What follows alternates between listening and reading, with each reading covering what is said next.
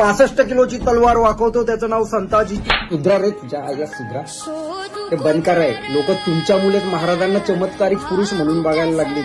लोकांना महाराजांचा इतिहास म्हणजे कथा वाटायला लागल्या, आता गोष्टी वाटायला लागल्या की ज्यांच्यामध्ये काहीतरी लोक सांगतात.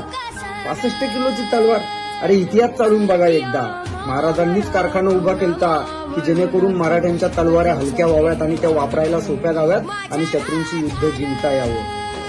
काय म्हणता तुम्ही? दिल्लीवरनं पुण्याला किती तासात घोडायचं? 6 तासात. अरे लॉजिक वापरा. विमानाला लागतात 6 तास, गाडी जरी घेऊन गेलं ना तरी 24 तासाच्या वर जातात आणि तिथे घोड्याची बात करताय तुम्ही. काही इतिहास म्हटलं म्हणून काही फेकायचं का? कोणीतरी येतो आणि स्टेजवरनं तुम्हाला लेक्चर देऊन जातो, तुम्ही तेच हे सिझनेबल शिवभक्तीला सोडून द्या. महाराजांचा थोडाफार अभ्यास करा. ओठांवरचे महाराजांना हृदयात उतरवा आणि हृदयातले महाराज मेंदूत जाऊन बसवा. एवढा रणजित महाराजांचा इतिहास सांगू नका की लोकांना त्या कथा वाटतील.